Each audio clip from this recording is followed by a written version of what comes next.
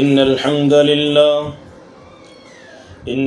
لله نحمده ونستعينه ونستغفره ونعوذ بالله من شرور أنفسنا ومن سيئات أعمالنا من يهده الله فلا مضل له ومن يضلل فلا هادي له وأشهد أن لا إله إلا الله وحده لا شريك له وأشهد أن محمدا عبده ورسوله اللهم صل على محمد وعلى آل محمد كما صليت على إبراهيم وعلى آل إبراهيم إنك حميد مجيد اللهم بارك على محمد وعلى آل محمد كما باركت على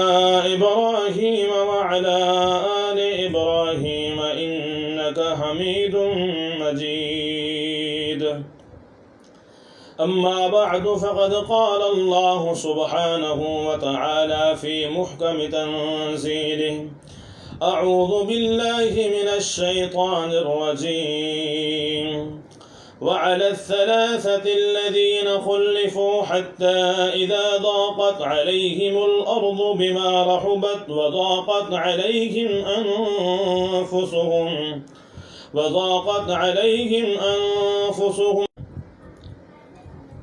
وہ موضوع ہے اللہ رب العالمین سے اچھی امید اور اس کے ثمرات۔ اللہ رب العالمین کی ذات کے بارے میں اچھی امید کرنا یہ ایک مومن مسلمان کا فریضہ ہے۔ اللہ رب العالمین اچھی امید پر، اللہ رب العالمین کے بارے میں اچھے گمان پر اپنے بندوں کو نواز دیتا ہے اور ان کی پوری جو خواہشات، جو ان کی امیدیں ہوتی ہیں، ان کو اللہ رب العالمین ان کے توقعات سے بڑھ کر پوری فرما دیتا ہے۔ نبی کریم صلی اللہ علیہ وسلم کا فرمان ہے، سنن ترمذی کی روایت ہے، آپ صلی اللہ علیہ وسلم نے فرمایا کہ ان حسن الظن من حسن عبادت اللہ۔ آپ نے فرمایا کہ اللہ کی ذات کے بارے میں اچھا گمان، ان حسن الظن باللہ، اللہ کی ذات کے بارے میں اچھا گمان، اللہ سے اچھی امید رکھنا، من حسن عبادت اللہ، یہ اللہ تعالیٰ کی بہترین عبادت ہے۔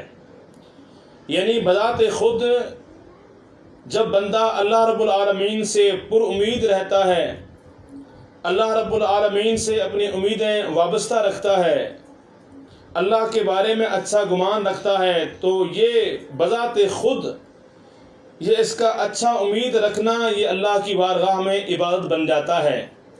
یہ عمل اللہ کی بارگاہ میں عبادت تصور کیا جاتا ہے۔ لہذا ہر مومن کو چاہیے کہ اللہ رب العالمین کے بارے میں ہمہ وقت پر امید رہے، بہترین امیدیں وابستہ رکھے۔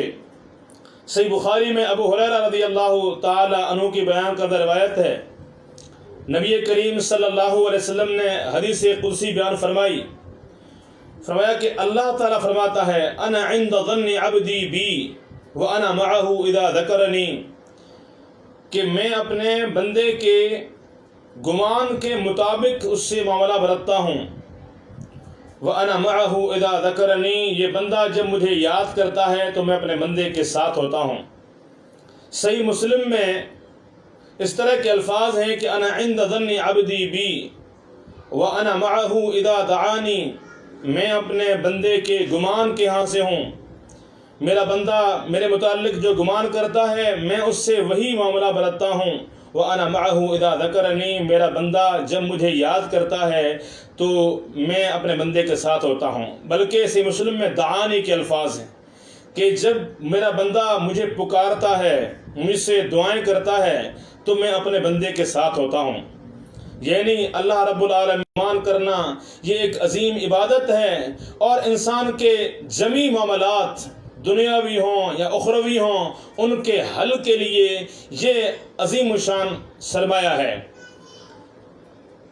جب انسان اللہ رب العالمین سے پر امید ہو تو اس کے ثمرات دنیا میں بھی اسے ملتے ہیں، کہ دنیا کے اندر مشکل ترین حالات، انتہائی کٹھن حالات کیوں نہ ہو جائیں، جب بھی اللہ تعالیٰ اس کے لیے وسعتیں پیدا کر دیتا ہے، اور پھر اخروی جو انتہائی مشکل گھاٹیاں ہیں، موت اور پھر قبر اور پھر حشر، اور وہاں بھی انسان اللہ تعالیٰ سے پر امید ہو، اللہ تعالیٰ سے اچھی امید رکھنے والا ہو، تو وہاں بھی اللہ رب العالمین انسان کے لیے آسانیوں کے دروازے کھول دیتا ہے۔ میں آپ کو دنیاوی مصائب کے دوران جو لوگ پر امید رہتے ہیں اور پھر اللہ کی امداد اور اللہ تعالیٰ کی مدد نازل ہوتی ہے اور اللہ اپنے بندوں کی امیدیں پوری کرتا ہے، اس کی چند مثالیں آپ کے سامنے رکھوں گا۔ سورہ یوسف کے اندر سیدنا یوسف علیہ السلام کا واقعہ مشہور ہے۔ یوسف علیہ السلام کو جو بھائیوں نے دھوکے کے ساتھ کنویں میں ڈال دیا اور پھر آگے آپ بکتے چلے گئے، ایک تفصیلی واقعہ ہے۔ اسی واقعے کے دوران اللہ رب العالمین نے سیدنا یعقوب علیہ السلام کی اپنے بیٹیوں کو ایک نصیحت قرآن کریم میں ذکر فرمائی ہے۔ فرمایا کہ یعقوب نے اپنے بیٹوں سے فرمایا، یا بنی یذهبوا فتحسسوا من یوسف واخیہ ولا تیأسوا من روح اللہ انہ لا ییأس من روح اللہ الا القوم الکافرون۔ اے میرے بیٹو، تم جاؤ اور جا کر یوسف اور اس کے بھائی کو تلاش کرو، اور اللہ کی رحمت سے مایوس مت ہوں، کیونکہ یاد رکھو اللہ تعالیٰ کی رحمت سے مایوس صرف وہی لوگ ہوتے ہیں جو لوگ کافر لوگ ہیں۔ اب اس آیت کے اندر اللہ رب العالمین نے سیدنا یعقوب علیہ السلام کی اس نصیحت کو اس امت کے لیے نصیحت بنایا ہے کہ حالات کیسے بھی ہوں، مومن کبھی اللہ رب العالمین سے نا امید نہیں ہوتا، مومن کبھی مایوسی کا شکار نہیں ہوتا۔ آپ سیدنا یعقوب علیہ السلام کی نصیحت سن چکے ہیں، لیکن خود آپ کی حالت کیا تھی؟ وَبِيَضَّتْ عَيْنَاهُ مِنَ الْحُزْنِ فَهُوَ كَظِيمٌ۔ اللہ اکبر، 15 سے 20 سال گزر چکے ہیں۔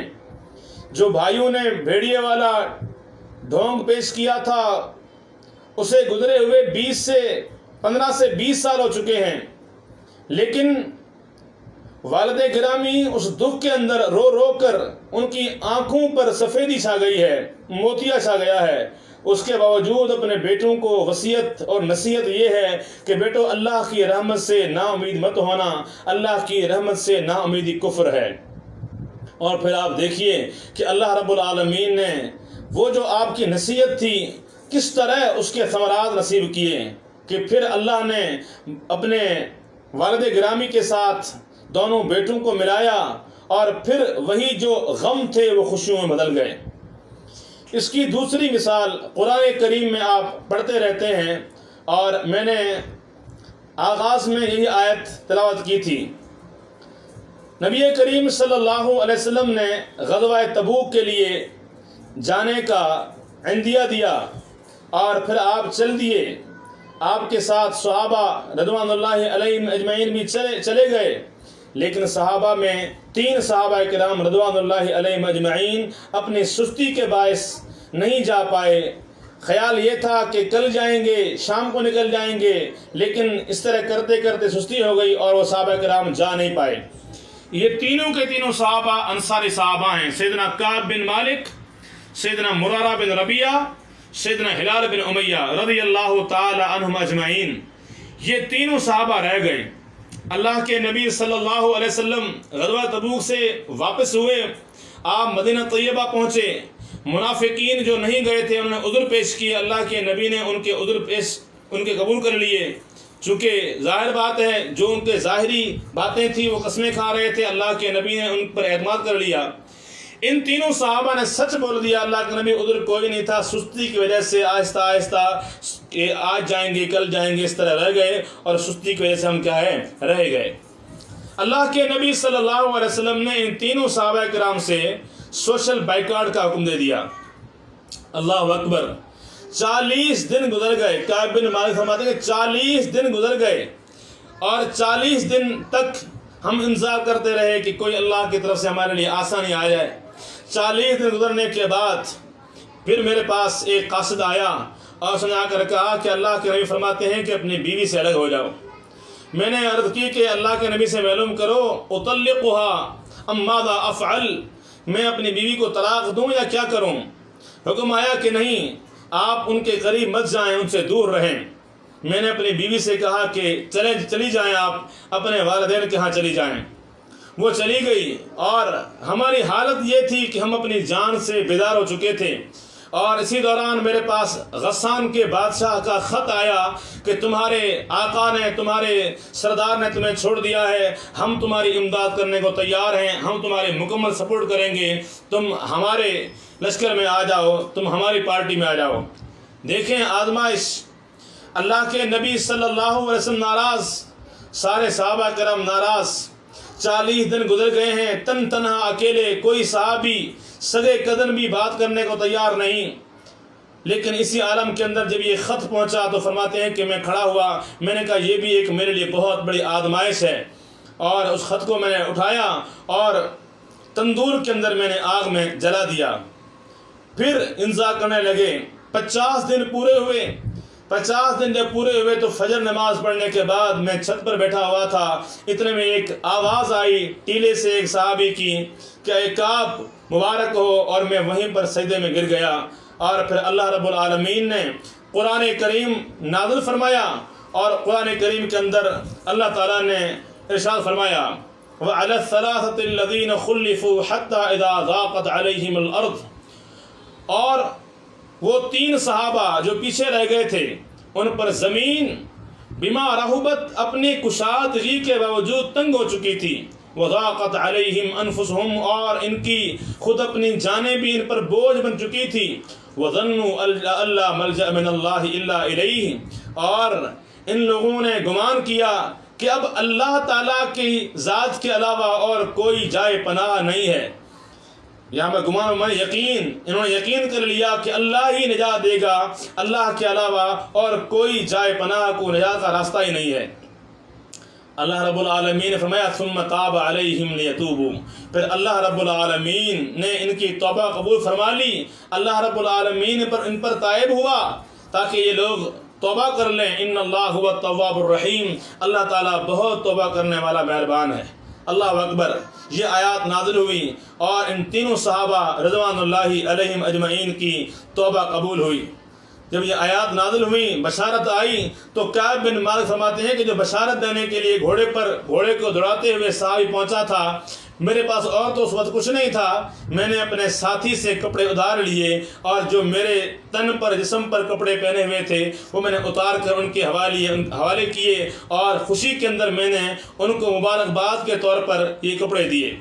یہ پورا واقعہ صحیح مسلم کے اندر اور صحیح بخاری موجود ہے۔ آپ دیکھیے کہ کس قدر تنگی ہو چکی ہے، سارے صحابہ کرام سے بائیکاٹ، اللہ کے نبی ناراض، لیکن ان صحابہ کرام کے اصل جو اللہ رب العالمین نے یہاں پر الفاظ قرآن کریم میں نازل کیے ہیں، یہ بڑے ہی نصیحت والے الفاظ ہیں۔ وَظَنُّوا أَلَّا مَلْجَأَ مِنَ اللَّهِ إِلَّا إِلَيْهِ، کتنے پر امید تھے، انہوں نے کہا کہ اللہ ہی ہمارے لیے راستہ ہموار کرے گا، اللہ ہی ہمیں پناہ دے گا، اللہ ہی ہمارا راستہ ہموار کرے گا، اور ایسا ہی ہوا۔ اللہ رب العالمین نے ان کے لیے توبہ کے دروازے کھول دیے، اور یہ ساری مشقتیں اور پریشانیاں یہ خوشیوں میں بدل گئی۔ دوسرا واقعہ صحیح بخاری کے اندر سیدہ ہاجرہ رضی اللہ تعالی عنہ کا ہے، مشہور واقعہ ہے۔ سیدنا ابراہیم علیہ السلام ہجرت کرتے ہیں، اور اپنے چھوٹے بچے کو جو انتہائی عمر رسیدہ ہونے کی صورت میں بڑھاپے میں اللہ رب العالمین کی طرف سے بطور انعام نصیب ہوا تھا، اس بیٹے کو سیدنا اسماعیل اور ان کی والدہ ماجدہ سیدہ ہاجرہ کو جا کر بیت اللہ المحرم کے ہاں چھوڑا۔ وہاں اس وقت بیابان تھا، کچھ بھی نہیں تھا. خود قرآن کریم اس بات پر گواہ ہے. ربنا انی اسکنت من ذریتی بواد غیر ذی زرع عند بیتک المحرم ربنا لیقیموا الصلاۃ. اصل بات جو یہاں پر مقصود ہے، جب آپ اپنی بیوی اور بیٹے کو چھوڑ کر روانہ ہوئے تو حاجرہ نے ایک سوال کیا تھا. سوال یہ تھا کہ ابراہیم اللہ الذی امرک بہذا، کیا اللہ نے آپ کو حکم دیا ہے کہ مجھے اور میرے بیٹے کو آپ یہاں پر اس بیابان میں بیار مددگار چھوڑنے کا عقیدہ دیکھیں، اللہ رب العالمین کے بارے میں انہیں گمان دیکھیں. کس قدر یہ عورت پر امید ہے کہ اللہ کا حکم ہے، اللہ ہمیں ضائع نہیں کرے گا. لیکن آزمائش آئی، ایک وقت آیا، کھجوریں ختم ہو گئی، پانی ختم ہو گیا، ماں کے سینے سے دودھ آنا بند ہو گیا. یہ ماں اپنے بچے کے لیے تڑپنے لگی اور بھاگنے لگی. یہ صفا اور مروہ کے درمیان دوڑنے لگ گئی اور پھر 7 چکر پورے ہوئے تو جبریل امین کی طرف سے آواز آئی اور آ کر جبریل امین نے اپنے پر کی ٹھوکر کے ساتھ زمین پھوڑ دی اور پھر زمین سے پانی نکلنا شروع ہوا. اور یہ اللہ کی بندی اس پانی پر آ کر اس پانی کو اکٹھا کرنے لگی اور زم زم کہنے لگی کہ رک جا، اب تھم جا. اور وہیں سے نام زمزم پڑا اور قیامت تک کے لیے اس عورت کی جو دوڑیں تھیں وہ امت کے لیے صحیح بن گئی. اور یہ امت، یہ ماء زمزم لما شرب لہو، یہ جو پانی تھا یہ امت کے لیے شفا یابی کا باعث بن گیا. میرے بھائیوں، یہ لمبا تفصیلی واقعہ ہے. مقصود یہاں پر یہ کہ دیکھیں اس اللہ کی بندی نے جب اللہ رب العالمین سے عظیم الشان انداز میں بڑی ہی عقیدت کے ساتھ امیدیں وابستہ کیں اور اللہ پر یقین رکھا تو اللہ رب العالمین نے، آپ دیکھیں کہ امیدوں سے بڑھ کر ان کی حفاظت فرمائی. تو جب بندہ دنیا میں اللہ رب العالمین سے پر امید ہوتا ہے تو یقین کیجئے اللہ رب العالمین انسان کی توقع سے بڑھ کر انسان کی امیدیں پوری کرتا ہے. تیسرا واقعہ اس حوالے سے سیدنا انس بن مالک رضی اللہ تعالی عنہ کا بیان کردہ واقعہ ہے جو صحیح بخاری کے اندر ہے. صحیح بخاری میں سورہ مائدہ کی تفسیر کے تحت یہ واقعہ ہے. والجروح قصاص، کہ جو زخم ہیں ان زخموں میں بھی قصاص ہے، بدلہ ہے. اس آیت کی تفسیر میں امام بخاری رحمۃ اللہ علیہ نے واقعہ پیش کیا ہے کہ سیدنا انس بن نضر رضی اللہ تعالی عنہ کی بیٹی دوسری انصاری بیٹی کے ساتھ کھیل رہی تھی. کھیلتے کھیلتے بچیاں آپس میں لڑ پڑیں اور انس بن نضر کی جو بچی تھی انہوں نے اس بچی کے دانت توڑ دیے. اب دانت کے اندر بھی قصاص ہے. وَالسِّنِ، اللہ رب العالمین سے پیٹھ پر تہمت کے کوڑے پڑیں گے. کیونکہ اگر 4 گواہ جو عینی گواہ ہوں جو گواہی دیں کہ واقعی ہم نے دیکھا بدکاری کرتے ہوئے تو پھر تو ان پر حد لگتی ہے. اگر گواہ نہ ملیں تو پھر اس صورت کے اندر جو بندہ یہ تہمت لگاتا ہے اس کو پھر کوڑے پڑتے ہیں. تہمت کی سزا ہے یہ. لیکن اللہ کے نبی صلی اللہ علیہ وسلم نے جو فرمایا کہ یا تو اپنی بیوی پر جو آپ نے تہمت لگائی ہے اس تہمت کے حوالے سے گواہ پیش کرو یا پھر آپ کو آپ کی پیٹھ پر کوڑے پڑیں گے. وہ کہنے لگے والذی بعثک بالحق انی لصادق، اللہ کے نبی اس ذات کی قسم جس نے آپ کو حق دے کر بھیجا ہے، اللہ کی قسم میں سچا ہوں. اور فَلَيُنزِلَنَّ اللَّهُ مَا يُبْرِئُ ظَهْرِي، اللہ کے نبی اللہ رب العالمین ضرور میرے بارے میں حکم نازل فرمائے گا جو حکم آ کر مَا يُبْرِئُ ظَهْرِي میری پیٹھ کو ان کوڑوں سے، اس حد سے آزاد کر دے گا. اللہ اکبر. جبریل امین نازل ہوئے. عبداللہ بن عباس فرماتے ہیں کہ جبریل امین نازل ہوئے اور قرآن کریم کی آیات نازل ہوئیں. والذین یرمون ازواجہم، یہ پوری آیات آئیں اور ان آیات میں لعان کے پورے احکامات آئے کہ شوہر اگر بیوی پر تہمت لگاتا ہے تو پھر اس کے لیے 4 گواہ پیش کرنا لازمی نہیں ہے. اس شوہر کے اور اس کی بیوی کے درمیان لعان کروایا جائے گا. یہ 4 واقعات میرے بھائیوں، اس کے علاوہ اور بھی بہت سارے واقعات ہیں، میرے اور آپ کے لیے مشعل راہ ہیں کہ دنیا کے اندر حالات کیسے بھی ہوں، کتنی دشواریاں ہوں، اپنے بھی چھوڑ دیں اور مال متاع بھی ختم ہو جائے، انسان کے پاس ظاہری اسباب ختم ہو جائیں، لیکن اللہ رب العالمین اپنے بندے کو مایوس نہیں کرتا. اللہ تعالیٰ اپنے بندے کو بے یار مددگار نہیں چھوڑتا. اللہ رب العالمین اس بندے کے لیے سارے ناممکن کاموں کو ممکن بنا کر اس کے لیے آسانیاں پیدا کر دیتا ہے۔ اللہ رب العالمین سے اچھی امید کے ثمرات آخرت کے اعتبار سے نبی کریم صلی اللہ علیہ وسلم نے حکم ارشاد فرمایا۔ صحیح مسلم کی روایت ہے، آپ نے فرمایا لا یموتن احدکم الا وهو یحسن باللہ الظن، تم میں سے کوئی شخص نہ مرے، کسی پر موت نہ آئے مگر اس حال میں کہ اللہ سے اچھی امید کرنے والا ہو، اللہ تعالیٰ سے پر امید ہو۔ اللہ کے نبی کا یہ حکم ہے، یعنی موت کے وقت ایک مومن اللہ تعالیٰ سے پر امید ہو، اسے پر امید ہونا چاہیے۔ یہ پر امید ہونا اس کے لیے سعادت کی بہت بڑی نوید ہے۔ انس بن مالک رضی اللہ تعالیٰ عنہ کا بیان کردہ واقعہ ہے۔ انس بن مالک رضی اللہ تعالیٰ عنہ فرماتے ہیں، نبی کریم صلی اللہ علیہ وسلم ایک نوجوان صحابی کے پاس تیمارداری کے لیے پہنچے اور ان کی حالت یہ تھی کہ وہ موت اور زندگی کی کشمکش میں تھے، وہ موت اور زندگی کی کشمکش میں ہیں۔ اللہ کے نبی نے سوال کیا کیف تجدک، بھائی آپ کیا محسوس کر رہے ہیں؟ اس نوجوان نے جواب دیا کہ ارجو اللہ و اخاف ذنوبی، اللہ کے نبی اللہ کی ذات سے پر امید ہوں لیکن گناہوں سے بھی بڑا خائف ہوں۔ اللہ کے نبی نے فرمایا کہ اس موقع پر جس انسان کے دل میں یہ دونوں چیزیں پیدا ہو جائیں، کون سی؟ ایک اللہ سے پر امیدی اور دوسرا انسان کو اپنے گناہوں کا احساس، فرمایا کہ اللہ تعالیٰ اس کی امید پوری کر دیتا ہے، اور جو اس بندے کو خوف ہے، جو گناہوں کا ڈر ہے، اس سے اللہ انسان کو پناہ نصیب کر دیتا ہے۔ سنن ترمذی کی روایت ہے یہ۔ دیکھیے موت کے وقت بھی انسان کا اگر یہ عقیدہ بن جائے، انسان کا یہ ذہن ہو کہ اللہ تعالیٰ مجھ سے بھلائی کرے گا، اللہ مجھ سے آسانیاں فرمائے گا، اللہ میرے معاملات آسان کر دے گا، تو اللہ کے نبی صلی اللہ علیہ وسلم نے بشارت دی کہ اللہ تعالیٰ کے ذات سے اس اچھی امید کے باعث اللہ تعالیٰ اس کی یہ امید پوری کر دے گا۔ میرے بھائیوں، موت کے وقت یہ اچھی امیدیں یہ انسان کی آخرت کے لیے ثمر بن جاتی ہیں اور آخرت کی مشکل مراحل کے دوران آسانی کا سامان بن جاتی ہیں۔ سیدنا ابو النضر بیان کرتے ہیں کہ واصلہ رضی اللہ تعالیٰ عنہ کے ساتھ میں گیا تھا سیدنا ابو الاسود الجرشی کے پاس۔ ابو الاسود الجرشی بیمار تھے تو آپ کی تیمارداری کے لیے ہم وہاں پہنچے اور کہتے ہیں کہ ابو الاسود الجرشی اسی بیماری میں جس میں ہم ملنے کے لیے گئے تھے فوت ہو گئے تھے۔ فرماتے ہیں کہ جب ہم وہاں پہنچے تو ابو الاسود الجرشی کے پاس جا کر بیٹھے، واصلہ رضی اللہ تعالیٰ نے سلام کیا۔ ابو الاسود الجرشی نے سیدنا واصلہ رضی اللہ تعالیٰ عنہ کا دایاں ہاتھ پکڑ کر اپنی آنکھوں اور چہرے پر پھیرنا شروع کر دیا۔ وجہ کیا تھی کہ واصلہ رضی اللہ تعالیٰ عنہ نے امام الانبیاء صلی اللہ علیہ وسلم کے ہاتھ پر اس ہاتھ سے بیعت کی تھی، تو وہ ہاتھ اپنے جسم پر پھیر رہے تھے کہ اللہ کے نبی صلی اللہ علیہ وسلم کے ہاتھ کے ساتھ اس ہاتھ نے بیعت کی ہے، لہذا مجھے برکت ملے گی۔ اللہ اکبر۔ سیدنا واصلہ رضی اللہ تعالیٰ نے سوال کیا کہ بھائی اس وقت آپ کا اللہ رب العالمین کی ذات کے بارے میں کیا گمان ہے؟ آپ کی جو حالت ہے وہ بہت ہی زیادہ تنگی میں ہے، آپ بتائیں کہ اللہ کے بارے میں اس وقت کیا گمان رکھتے ہو؟